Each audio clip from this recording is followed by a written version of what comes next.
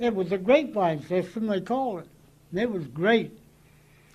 Well, they'd always let us know when the Japanese would trace our signals or our messages. Well, then we'd be moving because they'd start shelling, see, but we'd move. And we only had to do that a couple times because they didn't trace them every time. They just traced them part-time. So anyway, I got down real thin. I got down to about 80 pounds. My buddy he thought he was a cook. He did pretty good. We'd steal chickens and duck eggs, or ducks and chickens. When we'd go through the villages, we'd get what we could, you know. We didn't eat any of their meat, the dog meat or pork or any of that that was hanging out. And he would cook cabbage, and I ate a lot of rice with my Chinese soldiers because the rice was clean, and I love rice to this day. I ate a lot of rice. But I wouldn't eat their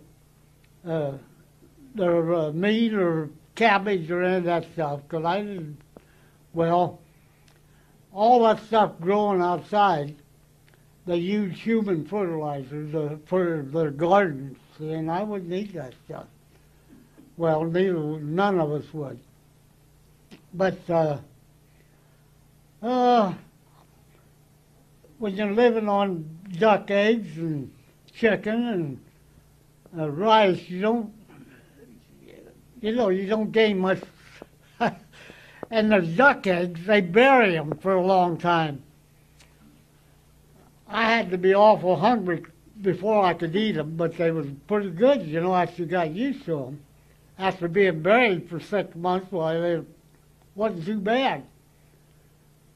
Anyhow, that's the way we ate. I got down to 80 pounds, and we had a doctor that come around and checked all these coast washers. My job was a coast washer, what they call it. We covered the coast of China, practically from Hong Kong to Shanghai. The Americans did. We had different stations up and down the coast. Well, mine just happened to be that of Moy Island, where I was stationed. But I had a good buddy of ours that was from the same camp I was from. He rescued a Navy plane that got shot down up the coastal ways. And they were just he rescued them. I was, of course, I wasn't up at the main base, but I was down on the coast. And there was 2 or 3 of them got killed, but they landed their plane on the beach. And one of them, he was a writer from California. There was he wrote a lot of stories, I can't think of his name. But he was with this plane. It was a Navy PB-4Y2, what it was. We had to learn all the planes, every plane made, the kind, and every ship made, the kind. We had to learn all that stuff. But anyway, he rescued them. One of them was hurt real bad. And he took them up to the main camp, the mission. And we had a doctor and pharmacist there, and they fixed him up and got him back in shape. Well, when I went back up there, I learned all this news. See, this all happened while I was down with the Moy Island. So this group that was on that plane, they sent them back to the Philippines. That's where they were flying out of the Philippines. They knew where we was at. So they started bringing us parachute drop, cigarettes and food and all that kind of stuff. and beer and booze and what have you, and medical supplies. But this compound we lived in, and I got a picture of it somewhere too, we had up on the roof is where we had our antennas. So on one side of the roof, they had a bamboo. They made the American flag out of bamboo poles, painted the American flag, and when the American planes come over, roll it down, see? Then we have one made of the Japanese on the other roof. When the Japanese come over, we roll it down and roll the American up. We well, but I didn't stay there very long. They just kept me there for a short time. And in the meantime, we got a new commanding officer. And this commanding officer was Joe Mytholin, and he was a real nice fella. He loved to play cribbage. So I was down at Lemoy Island.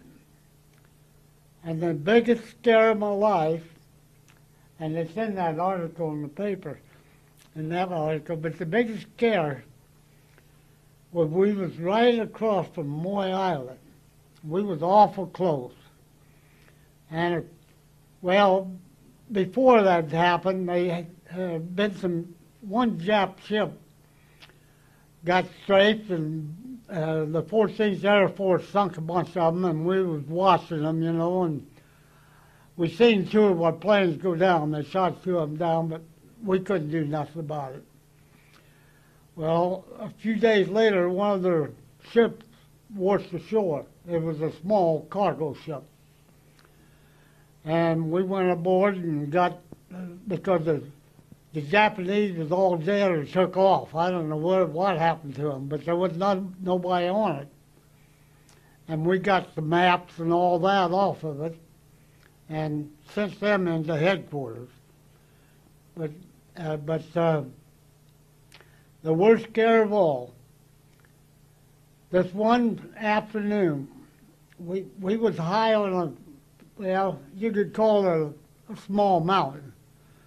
And they have them pagodas up there, and they have religion. I can't think of the name of them, but they're religion places. And we'd hide in them a lot of times. Anyway, we got word. We were watching these Jap gunboats, and we was on this peninsula there. They was surrounding that peninsula during the day. They were making runs, see? There's where the grapevine system come in. If the Chinese give our army, the soldiers I had, excuse me, they give them the word that they was gonna cut us off and get us that night. Because they didn't want to fool us in the daytime, knowing we had soldiers, see? And they were going to try to get us that night. So anyhow, I sent a message to my commanding officer. And I told him what the story was. And he sent a message back. He said, evacuate when you feel justified. Well, our interpreter and them suggested it was real rainy and cloudy. And our interpreter suggested, and so did the Army, that we wait till it gets dark and we'd go down and get aboard a sampan.